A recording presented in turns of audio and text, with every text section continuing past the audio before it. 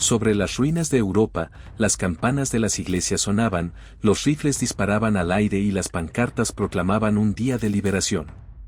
Para millones de personas, fue el final de 6 años de guerra total.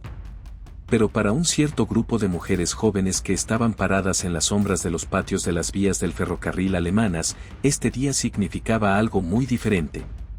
Sus uniformes eran restos raídos de los auxiliares ridiculizados, los alerinan, sus botas estaban agrietadas, su cabello sin lavar después de semanas de retirada. Algunos tenían apenas 20 años y sus rostros aún conservaban restos de juventud bajo capas de hollín y fatiga. Eran secretarias, mecanógrafas, operadoras de radio, enfermeras, engranajes de una maquinaria militar que había devorado su país y luego se había derrumbado en sus manos. Ahora, con el Reich destruido, fueron conducidos a trenes no para regresar a casa, sino para ser cautivos. La imagen era extraña. Filas de mujeres con faldas y chaquetas de color verde grisáceo, arrastrando maletas maltratadas, subiendo a los oscuros vagones de madera que una vez habían alimentado a las tropas al frente. Algunos llevaban rosarios, otros latas racionadas, algunos nada en absoluto. Una muchacha de Hamburgo le susurró a su compañera: los americanos no nos perdonarán. Nos darán ejemplo. Lo había escuchado de un oficial de Luftwaffe durante el caos de la rendición. Otra más alta, curtida por años de manejo de reflectores antiaéreos, no dijo nada, pero tenía la mandíbula apretada como si se preparara para un golpe. Les habían dicho una y otra vez que los aliados, especialmente los estadounidenses, no eran hombres, sino lobos, y que el cautiverio significaría degradación, crueldad y quizás algo peor. Los trenes avanzaban ruidosamente hacia el oeste a través de un paisaje de ruinas. Las ciudades carbonizadas pasaban como fantasmas. Iglesias sin campanarios, puentes plegados sobre ríos, fábricas esqueléticas donde aún ardía el humo. Los niños saludaban desde los terraplenes, con sus caras delgadas como el papel. Por la noche, cuando el tren se detenía, las mujeres se acurrucaban unas contra otras para calentarse, escuchando las botas de los guardias afuera y el ocasional estallido de disparos en la distancia. Una mujer, Ana, ex secretaria de Múnich, escribió en un pequeño diario que había logrado conservar: nos están llevando lejos. Nadie sabe dónde. Mi madre pensará que estoy muerta. Quizás lo seré. El viaje no terminó en un campamento alemán, sino en el caos de los puertos ocupados, Bremen, Loab, Cherbourg, donde esperaban barcos bajo banderas estadounidenses. Las mujeres fueron conducidas hacia las pasarelas, pasando junto a soldados que las observaban con expresiones que no podían interpretar. Algunos parecían curiosos, otros indiferentes. Las mujeres esperaban gruñidos, insultos, golpes. En cambio, había orden, papeleo y colas. Los contaron, los etiquetaron y los dividieron en grupos. Parecía más una burocracia extraña que una venganza. Aún así, a medida que los motores del barco cobraban vida y la costa de Europa se reducía, el miedo se instalaba en sus huesos. El Atlántico se extendía ancho e interminable, y América, misteriosa, distante, una tierra de mitos y caricaturas enemigas, esperaba al otro lado. A bordo, el mareo se apoderó de muchos. Las literas estaban apiladas en bodegas de acero, el aire estaba cargado de sal y diésel. La comida se servía en bandejas, pan pálido, trozos de carne y tazas de café humeante. Las mujeres miraron con incredulidad. Durante años habían comido tallos de col, pan de ersatz hecho con serrín y cebada, sopa aguada servida en latas oxidadas. Algunos dudaban en comerlo sospechando que estaba envenenado. Otros lo devoraron, con lágrimas rodando por sus caras al saborear el verdadero pan. Nos alimentan como se alimentan ellos mismos, susurró uno asombrado. No era amabilidad lo que esperaban. Fue un castigo. Pero allí había una realidad diferente, y los inquietó más que la crueldad. Cuando por fin los barcos llegaron a las costas estadounidenses, Nueva York, Boston, Nueva Orleans, las mujeres se reunieron en cubierta, agarradas a las barandillas, contemplando los horizontes que se elevaban intactos por las bombas. La estatua de la libertad se alzaba ante nosotros, una ironía que no provocó sonrisas. La multitud se alineó frente a los pares, algunos burlándose, otros simplemente observando. Las mujeres fueron llevadas a tierra bajo vigilancia, con sus botas resonando sobre los tablones de madera. El aire olía diferente, más limpio, más libre, salado por el océano, pero no contaminado por las cenizas de la guerra. Por primera vez, algunos se dieron cuenta de cuán completamente se había derrumbado su mundo. Alemania era escombros. Estados Unidos estaba intacto, próspero, vivo.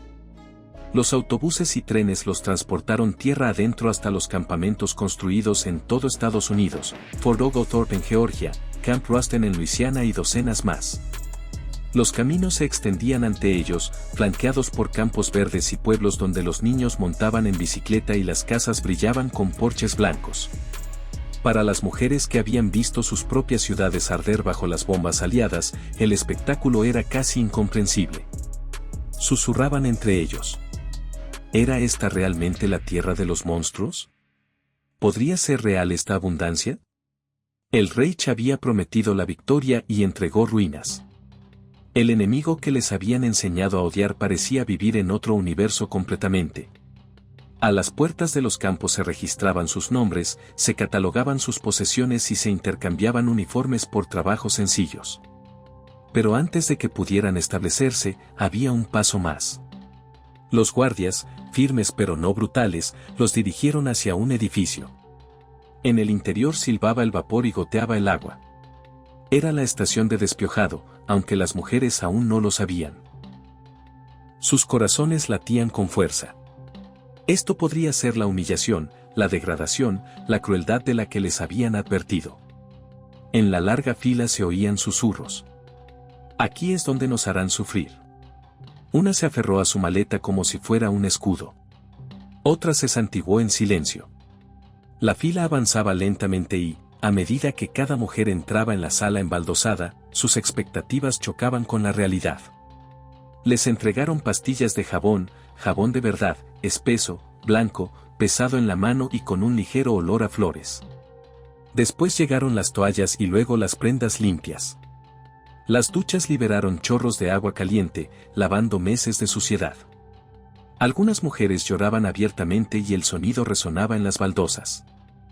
Sobre las ruinas de Europa, las campanas de las iglesias sonaban, los rifles disparaban al aire y las pancartas proclamaban un día de liberación. Para millones de personas, fue el final de 6 años de guerra total. Pero para un cierto grupo de mujeres jóvenes que estaban paradas en las sombras de los patios de las vías del ferrocarril alemanas, este día significaba algo muy diferente. Sus uniformes eran restos raídos de los auxiliares ridiculizados, los Alerinan, sus botas estaban agrietadas, su cabello sin lavar después de semanas de retirada. Algunos tenían apenas 20 años y sus rostros aún conservaban restos de juventud bajo capas de hollín y fatiga. Eran secretarias, mecanógrafas, operadoras de radio, enfermeras, engranajes de una maquinaria militar que había devorado su país y luego se había derrumbado en sus manos. Ahora, con el Reich destruido, fueron conducidos a trenes no para regresar a casa, sino para ser cautivos. La imagen era extraña. Filas de mujeres con faldas y chaquetas de color verde grisáceo, arrastrando maletas maltratadas, subiendo a los oscuros vagones de madera que una vez habían alimentado a las tropas al frente. Algunos llevaban rosarios, otros latas racionadas, algunos nada en absoluto. Una muchacha de Hamburgo le susurró a su compañera: los americanos no nos perdonarán. Nos darán ejemplo. Lo había escuchado de un oficial de Luftwaffe durante el caos de la rendición. Otra más alta, curtida por años de manejo de reflectores antiaéreos, no dijo nada, pero tenía la mandíbula apretada como si se preparara para un golpe. Les habían dicho una y otra vez que los aliados, especialmente los estadounidenses, no eran hombres, sino lobos, y que el cautiverio significaría degradación, crueldad y quizás algo peor. Los trenes avanzaban ruidosamente hacia el oeste a través de un paisaje de ruinas. Las ciudades carbonizadas pasaban como fantasmas. Iglesias sin campanarios, puentes plegados sobre ríos, fábricas esqueléticas donde aún ardía el humo. Los niños saludaban desde los terraplenes, con sus caras delgadas como el papel. Por la noche, cuando el tren se detenía, las mujeres se acurrucaban unas contra otras para calentarse, escuchando las botas de los guardias afuera y el ocasional estallido de disparos en la distancia. Una mujer, Ana, ex secretaria de Múnich, escribió en un pequeño diario que había logrado conservar: "Nos están llevando lejos. Nadie sabe dónde. Mi madre pensará que estoy muerta. Quizás lo seré". El viaje no terminó en un campamento alemán, sino en el caos de los puertos ocupados, Bremen, Loab, Cherbourg, donde esperaban barcos bajo banderas estadounidenses. Las mujeres fueron conducidas hacia las pasarelas, pasando junto a soldados que las observaban con expresiones que no podían interpretar. Algunos parecían curiosos, otros indiferentes. Las mujeres esperaban gruñidos, insultos, golpes. En cambio, había orden, papeleo y colas. Los contaron, los etiquetaron y los dividieron en grupos. Parecía más una burocracia extraña que una venganza. Aún así, a medida que los motores del barco cobraban vida y la costa de Europa se reducía, el miedo se instalaba en sus huesos. El Atlántico se extendía ancho e interminable, y América, misteriosa, distante, una tierra de mitos y caricaturas enemigas, esperaba al otro lado. A bordo, el mareo se apoderó de muchos. Las literas estaban apiladas en bodegas de acero, el aire estaba cargado de sal y diésel. La comida se servía en bandejas, pan pálido, trozos de carne y tazas de café humeante. Las mujeres miraron con incredulidad. Durante años habían comido tallos de col, pan de ersatz hecho con serrín y cebada, sopa aguada servida en latas oxidadas. Algunos dudaban en comerlo sospechando que estaba envenenado. Otros lo devoraron, con lágrimas rodando por sus caras al saborear el verdadero pan. "Nos alimentan como se alimentan ellos mismos", susurró uno asombrado. No era amabilidad lo que esperaban. Fue un castigo. Pero allí había una realidad diferente, y los inquietó más que la crueldad. Cuando por fin los barcos llegaron a las costas estadounidenses, Nueva York, Boston, Nueva Orleans, las mujeres se reunieron en cubierta, agarradas a las barandillas, contemplando los horizontes que se elevaban intactos por las bombas. La estatua de la libertad se alzaba ante nosotros, una ironía que no provocó sonrisas. La multitud se alineó frente a los pares, algunos burlándose, otros simplemente observando. Las mujeres fueron llevadas a tierra bajo vigilancia, con sus botas resonando sobre los tablones de madera. El aire olía diferente, más limpio, más libre, salado por el océano, pero no contaminado por las cenizas de la guerra. Por primera vez, algunos se dieron cuenta de cuán completamente se había derrumbado su mundo. Alemania era escombros. Estados Unidos estaba intacto, próspero, vivo. Los autobuses y trenes los transportaron tierra adentro hasta los campamentos construidos en todo Estados Unidos, Fort Oglethorpe en Georgia, Camp Ruston en Luisiana y docenas más. Los caminos se extendían ante ellos, flanqueados por campos verdes y pueblos donde los niños montaban en bicicleta y las casas brillaban con porches blancos. Para las mujeres que habían visto sus propias ciudades arder bajo las bombas aliadas, el espectáculo era casi incomprensible. Susurraban entre ellos. ¿Era esta realmente la tierra de los monstruos? ¿Podría ser real esta abundancia? El Reich había prometido la victoria y entregó ruinas. El enemigo que les habían enseñado a odiar parecía vivir en otro universo completamente. A las puertas de los campos se registraban sus nombres, se catalogaban sus posesiones y se intercambiaban uniformes por trabajos sencillos. Pero antes de que pudieran establecerse, había un paso más. Los guardias, firmes pero no brutales, los dirigieron hacia un edificio. En el interior silbaba el vapor y goteaba el agua. Era la estación de despiojado, aunque las mujeres aún no lo sabían. Sus corazones latían con fuerza. Esto podría ser la humillación, la degradación, la crueldad de la que les habían advertido. En la larga fila se oían susurros. Aquí es donde nos harán sufrir. Una se aferró a su maleta como si fuera un escudo. Otra se santiguó en silencio. La fila avanzaba lentamente y, a medida que cada mujer entraba en la sala embaldosada, sus expectativas chocaban con la realidad. Les entregaron pastillas de jabón, jabón de verdad, espeso, blanco, pesado en la mano y con un ligero olor a flores. Después llegaron las toallas y luego las prendas limpias. Las duchas liberaron chorros de agua caliente, lavando meses de suciedad. Algunas mujeres lloraban abiertamente y el sonido resonaba en las baldosas. Otros se rieron nerviosos, sin poder creerlo.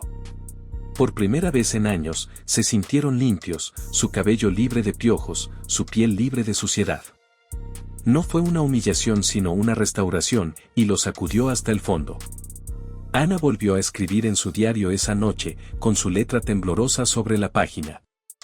Nos dijeron que nos golpearían, se burlarían de nosotros y nos destrozarían. En lugar de eso, nos dieron jabón. ¿Cómo puede ser esto? Ella aún no sabía que ese momento, el simple acto de lavarse, quedaría grabado en la memoria por más tiempo que la guerra misma. Las mujeres yacían en literas esa noche, con el cabello todavía húmedo por las duchas, envueltas en mantas que olían levemente a almidón y algodón.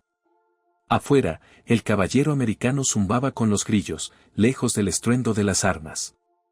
Se susurraban el uno al otro, en voz baja pero urgente, como si compartieran un secreto demasiado frágil para ser dicho en voz alta. Quizás el enemigo no era lo que les habían dicho. Quizás había aquí algo que ni la propaganda ni el miedo podían explicar. ¿Qué les esperaba en los próximos días? La comida, el trabajo y los encuentros con los estadounidenses les sorprenderían aún más. Por ahora, una imagen permanecía en cada mente, el jabón en sus manos, resbaladizo, fragante, absurdamente suave. Fue solo el comienzo de su cautiverio. Pero ya parecía el comienzo de algo más. Y cuando amaneció sobre el campamento, una pregunta se asentó entre ellos como la niebla de la mañana. Si el enemigo pudo mostrar una humanidad tan inesperada, ¿qué otras sorpresas le aguardaban? Los autobuses pasaban por puertas coronadas con alambre de púas, con los motores rugiendo mientras el polvo se levantaba en pálidas nubes sobre el camino del campamento. Para las mujeres que estaban dentro, el espectáculo era a la vez aterrador y extrañamente ordenado. Había torres de vigilancia a intervalos. Los soldados holgazaneaban con sus fusiles colgados con indiferencia y filas de barracones se extendían ordenadamente a través de los campos. No se trataba de la brutalidad gris de un campo de concentración. Esto era algo desconcertantemente diferente. Los edificios de madera estaban pintados, los caminos barridos, las vallas intactas pero no amenazantes. Los prisioneros se miraron unos a otros, compartiendo miradas silenciosas que planteaban la misma pregunta. ¿En qué mundo hemos entrado? Al bajar del autobús, a cada mujer se le entregó una etiqueta numerada. Los oficiales estadounidenses se movían con eficiencia recortada, garabateando notas y sellando documentos. Las mujeres se pusieron rígidas, preparándose para recibir insultos u órdenes duras. Sin embargo, los guardias hablaban con calma, sus tonos ingleses suavizados por los acentos sureños o la monotonía del Medio Oeste. Para muchos, el primer impacto no fue la crueldad, sino la indiferencia. Los estadounidenses no los trataron como monstruos ni como huéspedes, sino como algo extrañamente común, prisioneros de guerra que debían ser gestionados, catalogados y alojados. La estación de despiojado ya los había inquietado con su inesperada civilidad, pero lo que siguió fue aún más extraño. Después de las duchas, los condujeron a un comedor. La larga habitación olía a café, a pan fresco y a algo friéndose en grasa. Las mujeres se quedaron paralizadas en la puerta, desorientadas solo por el olor. Las mesas se extendían a lo largo del pasillo, cargadas con bandejas de comida.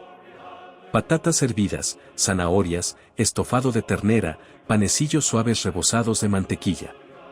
El vapor empañó las ventanas. El aroma era denso y abrumador. Un asalto de abundancia. Uno de los guardias les hizo un gesto para que avanzaran. De mala gana, se acercaron al mostrador. Un cocinero con delantal blanco dejó caer cucharadas de estofado en platos de hojalata. Deslizó rebanadas de pan y llenó tazas con café. Las mujeres aceptaron las bandejas como si estuvieran manipulando explosivos. Algunos no pudieron mirar al cocinero a los ojos. Otros miraban la comida sin estar seguros de si era real. En Alemania, el último invierno de la guerra había reducido las comidas a pan negro hecho con aserrín, sopa de nabo aguada y tal vez un trozo de carne de caballo, si uno tenía suerte. Ahora bien, en el campamento enemigo, se les dio en una sola comida más de lo que habían visto en toda una semana. El diario de Anna estaba guardado de forma segura debajo del colchón, junto a su bandeja, en la mesa larga. Metió la cuchara en el guiso y observó cómo la grasa flotaba en la superficie y los trozos de carne brillaban. Ella lo probó tentativamente. Sus ojos se abrieron y se llevó una mano a la boca como si estuviera avergonzada. A su alrededor, otras mujeres dudaron y luego comieron en silencio, interrumpido únicamente por el roce de los cubiertos. Para algunos, las lágrimas corrieron por sus mejillas. Uno susurró: mis hermanos murieron de hambre en la nieve y aquí nos alimentan así. No fue bondad lo que les prometieron sus propios líderes, sino humillación. Y aún así la humillación nunca llegó. No hubo burlas ni mofas. Los guardias caminaban lentamente de un lado a otro, mirándolos con distanciamiento profesional.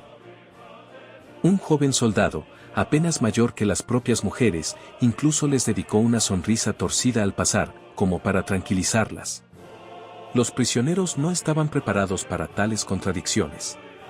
Se habían robado a sí mismos por crueldad, pero esta tranquila civilidad era de alguna manera más inquietante. En los días siguientes, la vida en el campo reveló un shock aún mayor. Cada mañana los despertaban con una campana, les daban el desayuno y les asignaban tareas ligeras. Algunos trabajaban en cocinas, otros en campos cercanos, algunos en talleres donde se lavaban y planchaban los uniformes americanos. Les pagaban pequeños salarios según el guión del campamento. Moneda que podría usarse para comprar artículos en la cantina. Allí, en los estantes de madera, había chocolates, cigarrillos, lápices e incluso lápiz labial. Las mujeres permanecían ante estos bienes como si estuvieran ante un altar. Una barra de chocolate era un milagro. Un tubo de lápiz labial impensable. Y sin embargo aquí el enemigo lo ofreció a cambio de trabajo. La ironía era casi cruel. Cuando regresaron a Alemania, sus familias empezaron a buscar chatarra. Las ciudades quedaron reducidas a cenizas. Las mujeres estaban sentadas aferradas a sus cartas, con las bandejas de comida intactas y la vergüenza de la abundancia ardiendo en sus gargantas. Los estadounidenses también notaron la contradicción. Algunos guardias se sorprendieron al ver que las mujeres alemanas ganaban peso en cautiverio, sus mejillas se llenaban y su cabello recuperaba su brillo. «Están mejor alimentados que la gente de nuestros pueblos», murmuró un soldado. Mitad con resentimiento, mitad con asombro. Pero las reglas eran reglas. Según la Convención de Ginebra, los prisioneros debían ser tratados según estándares que a menudo excedían los de la Europa devastada por la guerra. La ironía no pasó inadvertida para nadie. Aún así, la sospecha nunca desapareció por completo. Por la noche, entre las literas se oían susurros. ¿Y si todo esto fuera una fachada? ¿Qué pasaría si mañana cayeran las máscaras y comenzara la crueldad? Un puñado se aferró a su desconfianza, acumulando migajas de pan bajo los colchones, convencidos de que la abundancia era una trampa. Sin embargo, a medida que las semanas se convirtieron en meses, incluso los más cautelosos se vieron desgastados por la implacable normalidad del orden estadounidense. No hubo palizas ni castigos más allá de la aburrida monotonía del trabajo. La mayor crueldad, parecía, era ser tratado decentemente. El diario de Anna registró el conflicto con dolorosa claridad. Yo como y mi estómago me lo agradece. Duermo y mi cuerpo se fortalece. Pero cada gesto de bondad me duele más profundamente. ¿Cómo puedo conciliar esto con las caras de los niños de Múnich que beben agua para cenar? Sus palabras dieron forma a la guerra invisible que ahora se libra en muchos corazones. Habría sido más fácil ser brutalizado. Ser dignificado por el enemigo era insoportable. En medio de esta agitación, pequeños encuentros con estadounidenses profundizaron las contradicciones. Una tarde, un joven guardia dejó caer su linterna mientras pasaba lista. Anna se agachó instintivamente, lo recogió y se lo devolvió. Sus dedos se rozaron y, por un instante, sus miradas se encontraron. Él asintió en silencio, nada más, pero el momento permaneció en su mente durante días. En otra ocasión, un soldado que pasaba por la lavandería tarareaba una melodía suave, rítmica, inconfundiblemente americana. Una chica de Colonia reconoció la melodía, se rió y comenzó a tararear. Por un breve segundo, dos enemigos compartieron una canción a través de un abismo que la guerra había declarado insalvable. No todos los guardias eran amigables. Algunos miraban a las mujeres con abierto desdén, con la mirada penetrante por el dolor por los hermanos perdidos en Europa. Sin embargo, incluso su hostilidad rara vez se tradujo en acción. Las mujeres no eran libres, pero tampoco eran brutalizadas. Existían en un estado liminal, suspendidos entre el castigo y el indulto. Los dejó inquietos, intranquilos, incapaces de anclarse en la certeza del odio. Y luego llegó el día en que los sacaron del perímetro para realizar tareas de trabajo en pueblos cercanos. Las mujeres viajaban en camiones por las calles estadounidenses, con los ojos abiertos como platos al ver las tiendas que exhibían sus productos en escaparates, los niños corriendo aros por las aceras, los hombres leyendo periódicos en porches que no habían sido tocados por las bombas. Olían la dulzura de las panaderías, veían filas de coches brillando bajo la luz del sol, observaban carteles de películas pegados en las paredes de ladrillo. Para las mujeres cuyos últimos recuerdos de Alemania eran calles llenas de cráteres y ruinas carbonizadas, la visión fue abrumadora. Estados Unidos no solo estaba intacto, sino que estaba floreciendo. Esa noche, de vuelta en el campamento, los barracones bullían con susurros. ¿Viste los coches? ¿El pan? Era blanco. Las casas intactas. Para algunos, el impacto de la abundancia de Estados Unidos fue embriagador.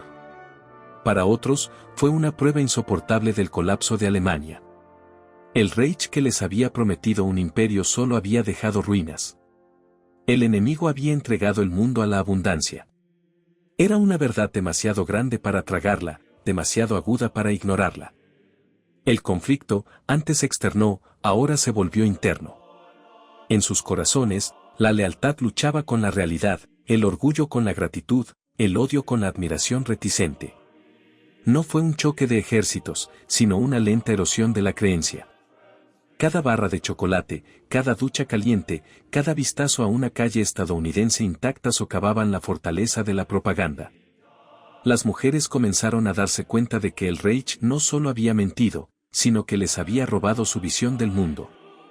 Mientras los grillos cantaban fuera del alambre y las luces del campamento brillaban como lunas pálidas, Anna permaneció despierta mirando las vigas.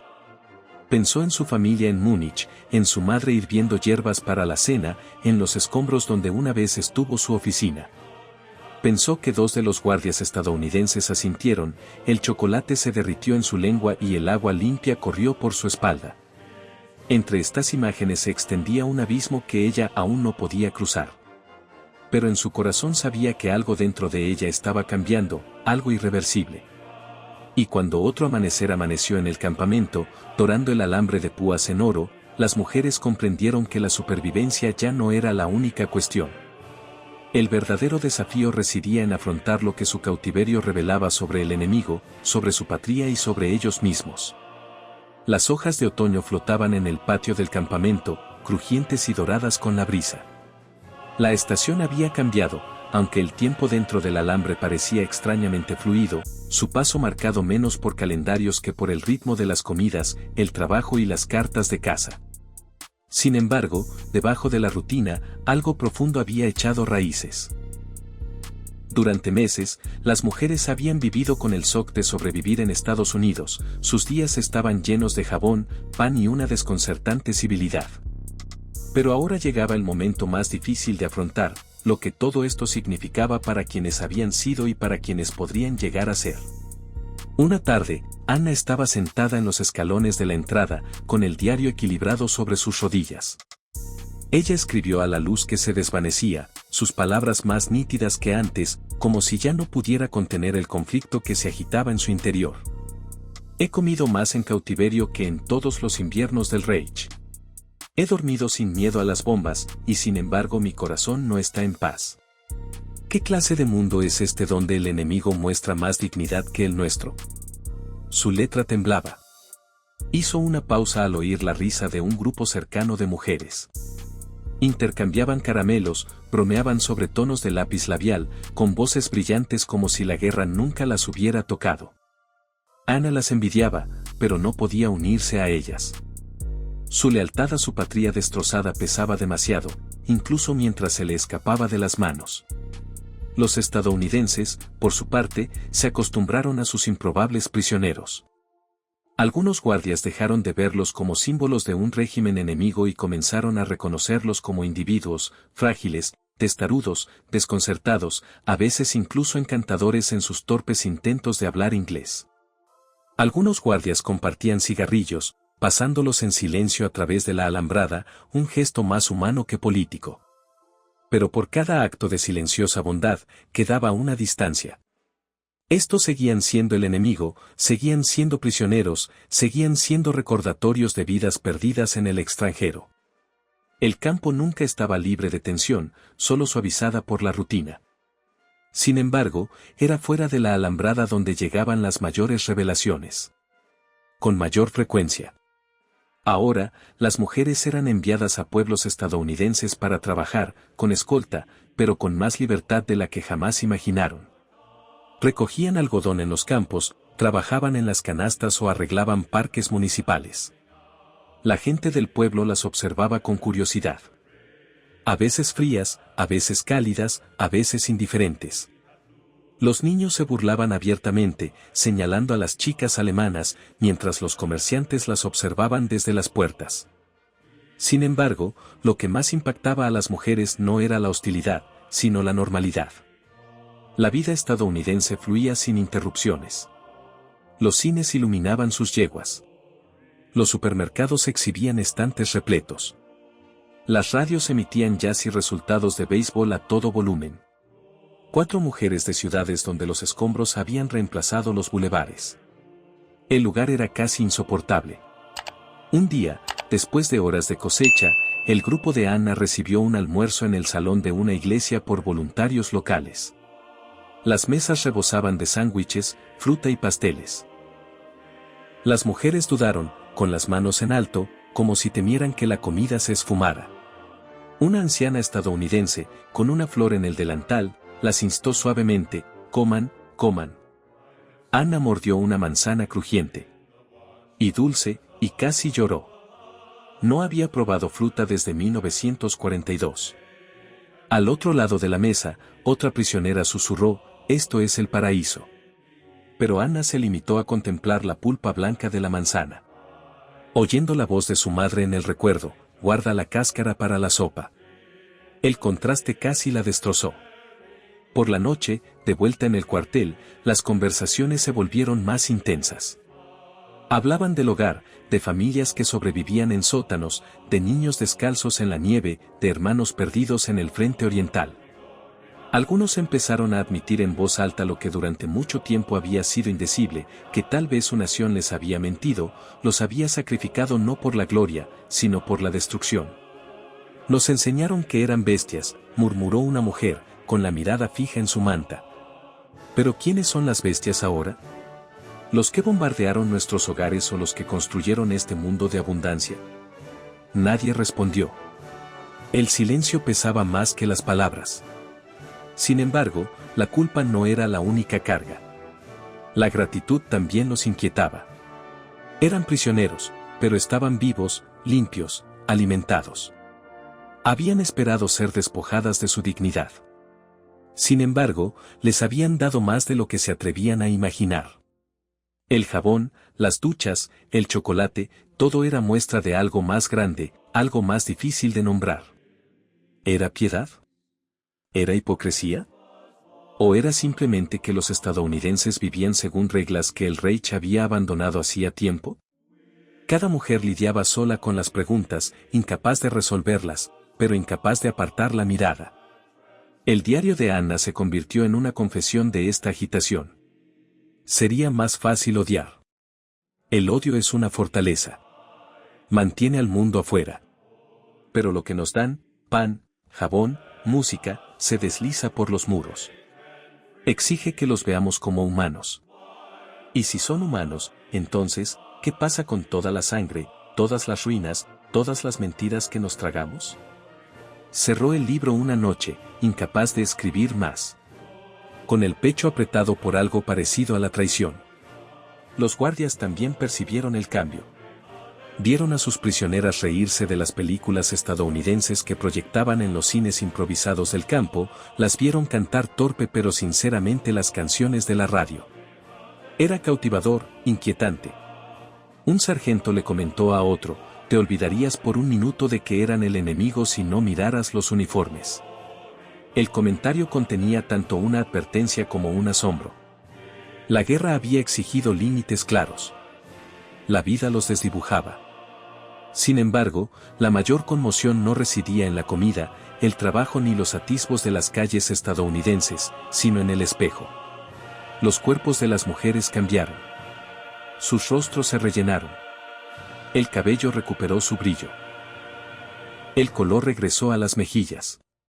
Algunas incluso parecían más jóvenes, como si el cautiverio les hubiera quitado años de guerra. Verse restauradas de esta manera era casi insoportable. Las obligaba a reconocer cuánto les había fallado el Reich. El enemigo las había hecho saludables. Su propia nación las había hecho morir de hambre. No era solo una revelación, sino una acusación.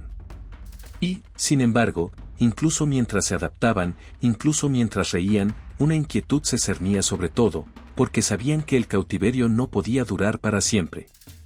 Un día las enviarían a casa, a Alemania, a las ruinas, con familias que esperaban desesperadas. La idea de dejar la abundancia por el hambre.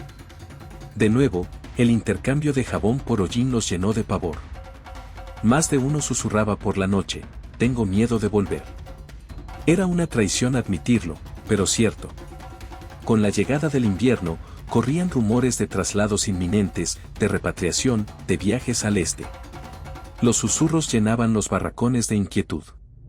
¿Qué les aguardaba en las ruinas de su patria? ¿Los reconocerían siquiera sus familias, bien alimentados, limpios, con las mejillas radiantes por la salud del cautiverio? Algunos temían el juicio en los ojos de su madre, la acusación silenciosa de que habían vivido bien mientras otros morían de hambre.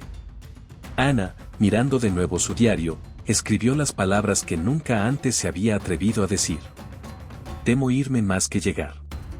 La confesión la dejó helada, pero era sincera, pues la mayor arma del enemigo no habían sido las armas ni las bombas. Habían sido el jabón, la comida y la dignidad. Y esas cosas habían logrado lo que el odio no pudo. La habían cambiado. Una mañana, mientras la escarcha se cernía sobre las vallas del campamento, llegó el anuncio. Un transporte partiría pronto. Las mujeres se apiñaban, con el corazón palpitante, los ojos abiertos, con preguntas que no podían expresar. Regresar significaba enfrentarse al hambre, las ruinas y los fantasmas de todo lo que habían creído. Quedarse significaba cautiverio, pero también la vida. Los guardias leían los nombres de una lista, con la voz apagada. Pero para las mujeres, cada sílaba resonaba como un trueno. Y cuando Ana oyó que la llamaban, al salir a la fría luz de la mañana, se dio cuenta de que el verdadero conflicto ya no era entre naciones. Estaba dentro de ella, en el espacio donde una vez vivió el odio y donde algo nuevo, frágil, peligroso e innegable había comenzado a surgir.